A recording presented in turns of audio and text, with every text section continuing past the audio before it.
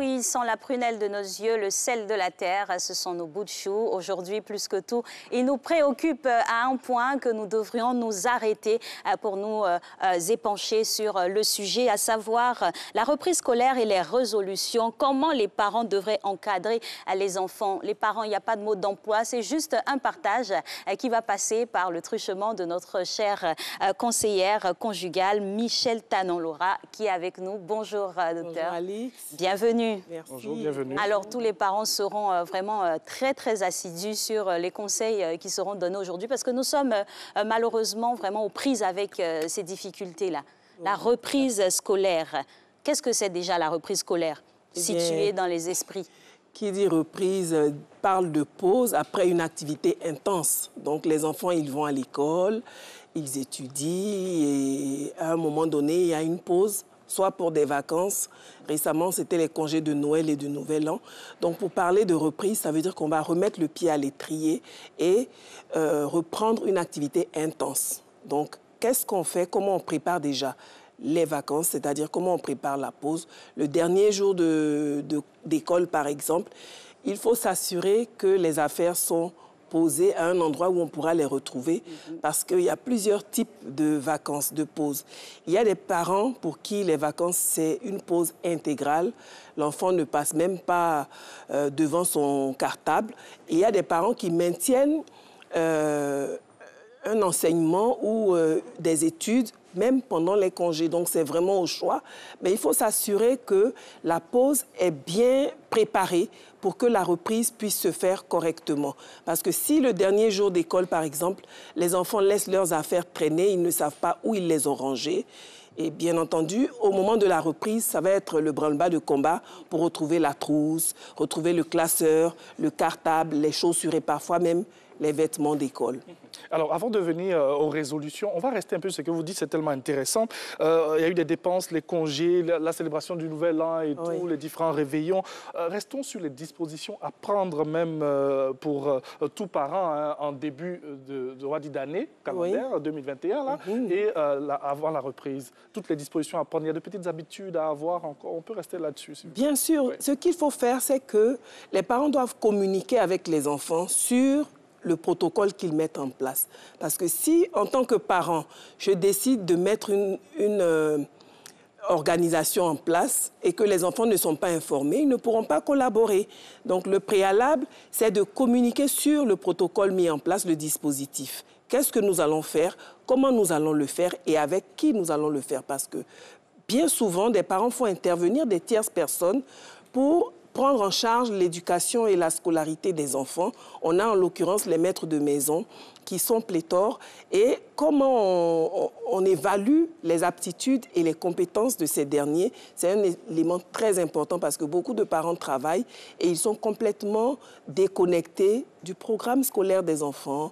Même l'emploi du temps, très peu de parents connaissent l'emploi du temps de leurs enfants. Donc il faut que le parent soit au courant de ce que l'enfant fait, à quel moment il doit le faire pour pouvoir proposer une méthodologie pour l'accompagner.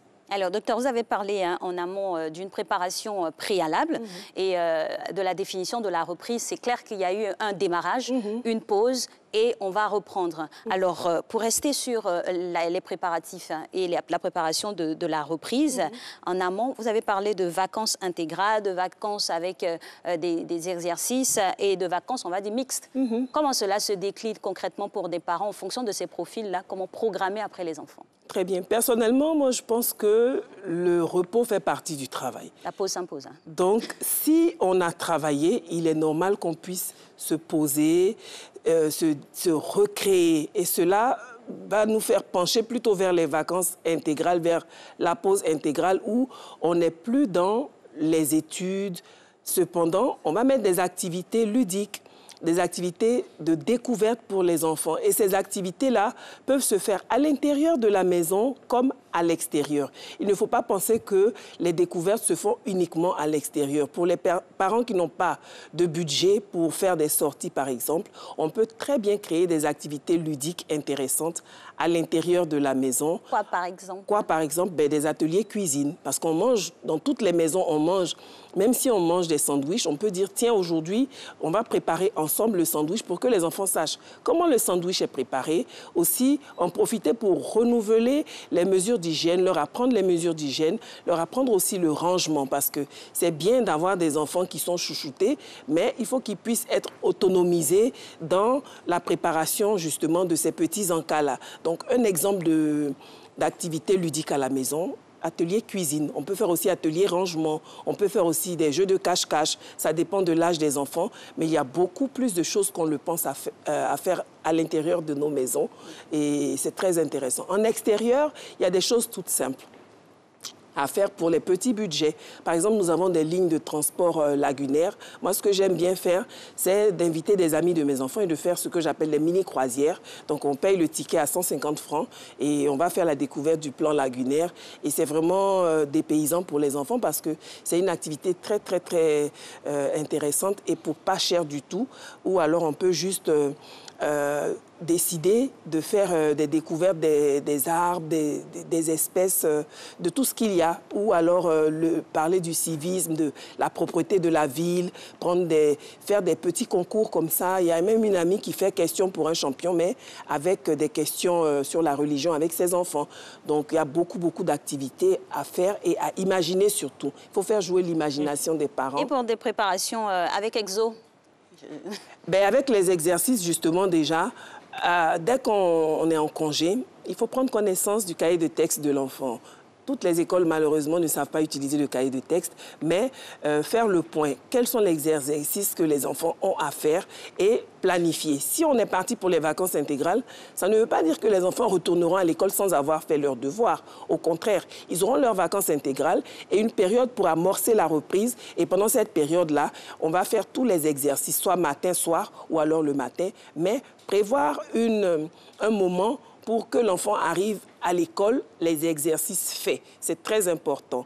Le fait de faire des vacances intégrales ne veut pas dire que l'enfant ne va pas faire ses devoirs. Il faut que ce soit clair dans les esprits. OK, alors vous parlez aux parents. Merci en tout cas pour tous ces conseils-là que vous donnez à l'heure où on a des enfants qui sont tellement fatigués parce qu'ils ont trop joué pendant les fêtes et ils veulent qu'on prolonge la reprise scolaire. Qu'est-ce que vous pouvez dire quand même à tous ces jeunes élèves qui nous suivent en ce moment? Parce qu'il faut aussi parler souvent aussi aux enfants. Oui, mais aux jeunes, je dirais que l'apprentissage qu'ils sont en train de faire, c'est pour eux, c'est pas pour nous.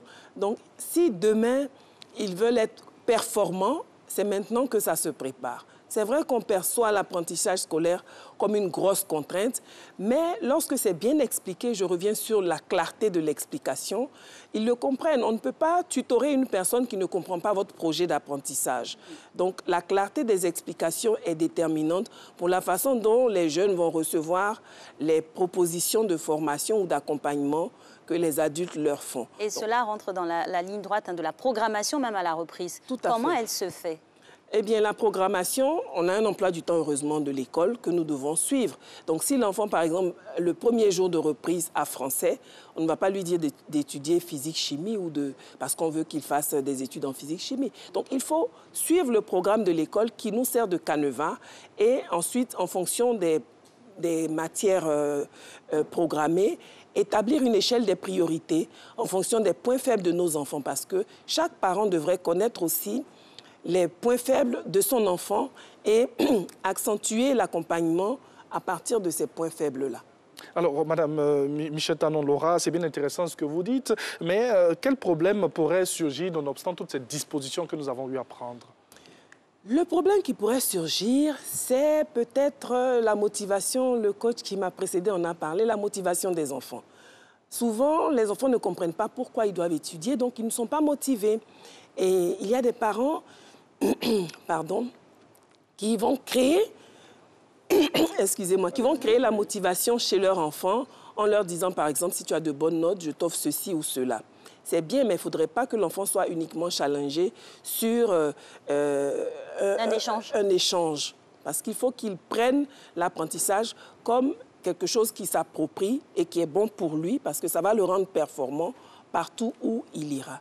Donc, il est très, très important que l'enfant s'approprie ces challenges d'études et de performance. Alors, cher coach, nous sommes en plein dans un problème, face à une problématique qui vraiment nous laisse sans voix, à des enfants qui décident de ne pas reprendre les cours selon eux parce qu'ils seraient trop fatigués. Où se pose le problème, franchement, à reprendre des cours quand on a établi une pause, on a fait une pause? Mais écoutez, c'est le problème de l'encadrement des enfants. Un enfant qui n'est pas encadré, il va dans tous les sens. Donc, pour que l'enfant puisse demander ou exiger qu'on prolonge les congés, ça veut dire qu'il se croit tout permis et ça nous montre qu'il n'a pas eu de cadre. Donc, le cadre est primordial pour l'enfant. La faute incombe aux parents, là? Je ne dirais pas la faute, mais c'est le résultat du système que nous avons mis en place. Si on ne peut pas tutorer des enfants, on ne peut pas s'étonner après qu'ils veuillent imposer leur loi. Parce que les enfants, ils sont dans la défiance. Ils vont tâter le terrain, ils vont voir jusqu'où ils peuvent aller. Donc, si à un moment donné, ils se rendent compte qu'ils ne sont pas accompagnés, ils ne sont pas encadrés, ça donne ce qu'on voit aujourd'hui. Donc, il faut très tôt que les parents reprennent les rênes de la parentalité, parce que être parent, c'est encadrer les enfants avant de les donner aux enseignants. Les enseignants ne peuvent pas tout faire et les enseignants ne sont pas responsables de l'éducation de nos enfants. Ils sont responsables de leur instruction.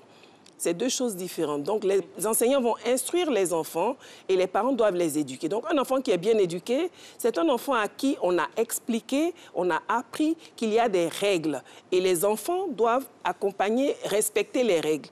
Par exemple, hier, j'ai fait couper les cheveux à mon fils parce que le professeur de mathématiques lui a demandé. Moi, ça ne me dérangeait pas que l'enfant, il ait des cheveux longs. Mais le professeur lui a dit, tu coupes les cheveux parce que je trouve que ça ne fait pas beau.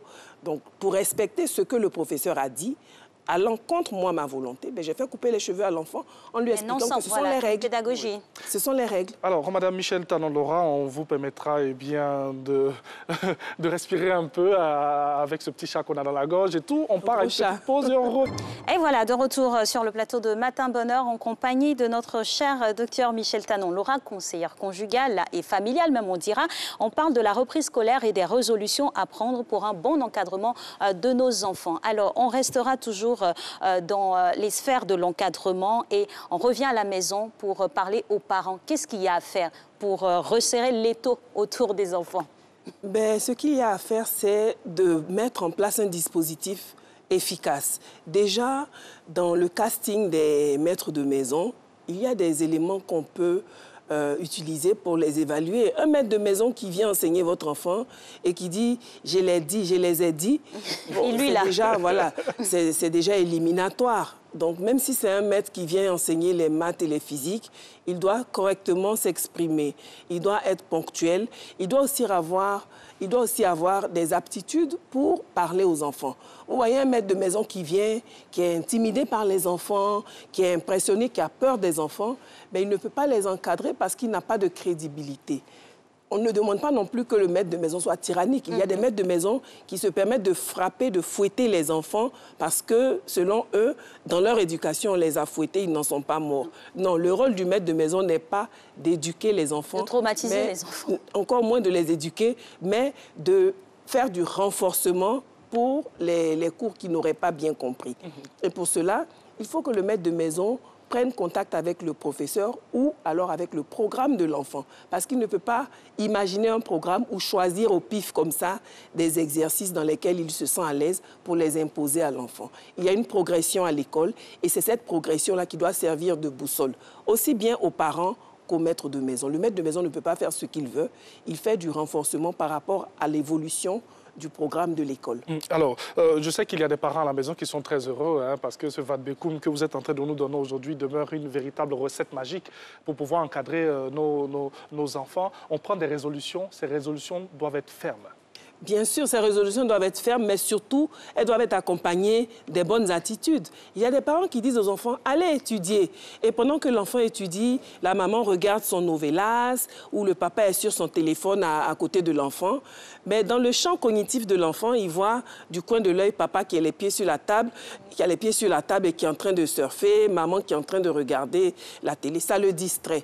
Donc, il faut créer un cadre pour que l'enfant puisse se sentir vraiment à l'aise pour étudier. Ce n'est pas dans toutes les maisons où il y a des pièces qu'on peut dédier à l'étude de l'enfant. Donc, s'il y a une pièce commune, il faut qu'au moment de la révision, cette pièce commune-là soit vraiment rendue optimale. Éteindre la télé, arrêter les va-et-vient. Il y a des enfants qui étudient sur un coin de table pendant que la fille de maison est en train de mettre le couvert pour le repas après. Tout ça, ça distrait l'enfant. Trop de bruit à la maison, ça distrait l'enfant. Et aussi les attitudes des parents. Il faut que les parents apprennent à se poser. Pour ceux qui n'ont pas de maître de maison, il faut qu'ils apprennent à se poser, quitte à prendre un journal ou un livre et lire à proximité de l'enfant. Ça l'accompagne psychiquement dans son apprentissage. Une maman qui est en train de lire pendant que l'enfant révise, c'est un soutien à l'enfant et à son apprentissage. Par contre, si la maman est en train de parler au téléphone, qu'elle fait la navette devant l'enfant, il reste évident que l'enfant sera distrait par tout ça. Tout à fait. Et il ne sera pas motivé. Et cela me donne l'occasion ici,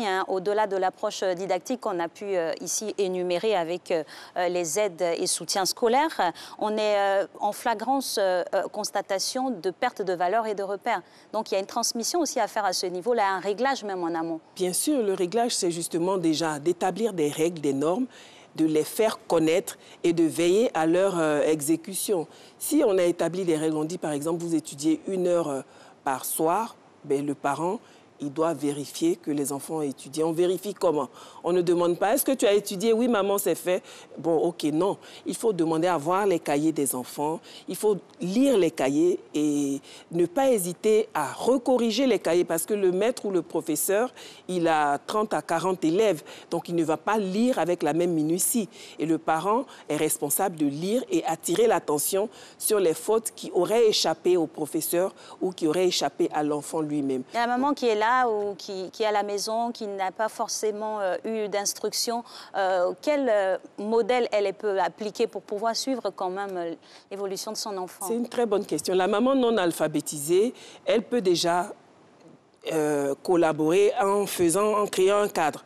Dire aux autres, taisez-vous, votre frère étudie, arrêtez la télévision, arrêtez les bruits. Ça, elle peut le faire parce qu'il faut que le cadre soit posé. Elle ne va pas jusqu'à lire les leçons ou corriger, elle ne pourra pas le faire. Par contre, elle peut collaborer dans la mesure de ses compétences, c'est-à-dire veiller au calme dans la maison et veiller aussi aux résultats. Même si elle ne sait pas lire, à la fin du trimestre, elle aura les notes de son enfant. Elle pourra demander au maître de l'école ou au professeur si les notes sont correctes et mettre en contact le professeur et le répétiteur éventuellement pour que les deux puissent, en collaborant, aider l'enfant qui a les parents non alphabétisés. Alors, nous sommes dans les exemples et à la suite d'Alix, pour aller un peu plus loin, que faire pour un parent qui, certes, a commencé à prendre des résolutions, a commencé à gérer la situation, mais à un moment, ne maîtrise plus la situation et commence à paniquer? Que faire pour ce parent-là? Ben, si le parent panique, c'est qu'il y a danger, il y a péril en la demeure. Le parent doit rester calme. Parce que si on a mis en place un dispositif qui ne fonctionne pas, il faut identifier les failles et les corriger tout simplement. Donc, la panique ne résout rien. Si on a identifié des problèmes ou qu'on a remarqué que les problèmes se sont accentués, on va revoir notre dispositif et corriger les failles là où on les aura identifiées. Quand on sait qu'on a des enfants qui sont très récalcitrants souvent. Mais si les enfants sont récalcitrants, c'est quand même nous qui les avons faits. Donc si on voit qu'il y a une méthode qui ne marche pas, il faut changer de méthode. Imposer ne marche pas avec tous les enfants. Il y a des enfants avec lesquels il faut marchander, il faut discuter, parce que ce sont des enfants qui sont caractériels et qui aiment qu'on les responsabilise. Il y a des enfants, par contre, qui aiment qu'on les infantilise. Ça marche bien quand on leur mâche tout et qu'on leur impose. Mais il y a des enfants qui sont vraiment, qui sont plus leaders dans l'âme et qui aiment bien faire leurs preuves, faire leur chemin. À ce moment-là, on les accompagne en leur demandant de nous expliquer leur schéma et en ayant l'œil, le recul nécessaire pour leur dire, mais là, ça coince parce que tu n'as pas assez d'expérience, tu as voulu faire ça, mais voilà ce que je te propose. Donc, accompagner l'enfant et ne pas imposer en toutes circonstances. Alors, docteur, c'est indéniable, hein, la digitalisation du cocon familial est une évidence.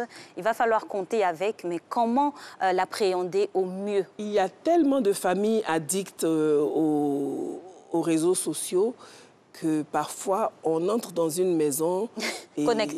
connectés. Et même les invités, à l'extérieur surtout. Les invités et les personnes qui les reçoivent, chacun sur son téléphone. Et il faut justement tirer la sonnette d'alarme parce que cette addiction au téléphone, aux réseaux sociaux, plombe la socialisation et plombe la communication entre personnes même vivant dans la même maison. Donc il faut faire attention à s'octroyer des pauses sur le téléphone. Donner des heures ou des périodes auxquelles on n'a pas le téléphone, surtout pour les enfants scolarisés. Pendant les congés, on peut leur dire, vous avez le téléphone de telle heure à telle heure. Ou s'ils aiment jouer, on peut leur dire, si tu as joué 2 heures, ça veut dire que tu dois étudier 2 heures. Si tu as navigué 2 heures, tu dois étudier 3 heures. Vraiment... Docteur, à la pratique, oui.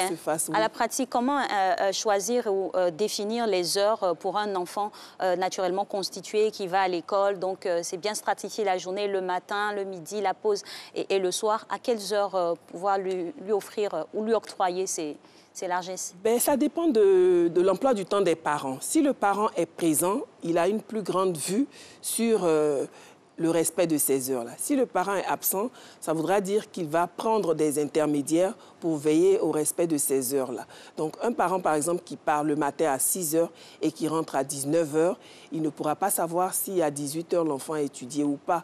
Maintenant, il faut qu'il mette en place un dispositif pour pouvoir le vérifier. On vérifie comment? On vérifie par la tenue des cahiers, par la réalisation des exercices qui ont été proposés. Et on fait un tour de temps en temps à l'école des enfants. Même si on n'a pas le temps d'aller à l'école, la plupart des écoles maintenant donnent des contacts téléphoniques des professeurs principaux, des personnes de l'administration. Et beaucoup d'écoles aussi sont digitalisées, donc font des groupes WhatsApp de parents. Donc ne pas hésiter à poser des questions aux adultes qui sont en charge de la scolarisation de nos enfants. Donc communiquer et maintenir une passerelle pour être au même niveau d'information et surtout pour pouvoir corriger là où il y a des faiblesses et des failles. Alors, question toute simple. Dites-moi. Toute simple. Nous restons dans les exemples. Notre enfant vient d'avoir le CEP, il va en 6e. OK, on a envie de lui faire un cadeau, on lui offre un téléphone portable. Notre enfant a le BPC, on est content, on lui offre un téléphone portable. Faut-il offrir un téléphone portable à notre enfant, qu'ils soient en 6e, 5e, 3e ou 2e, faut-il le faire?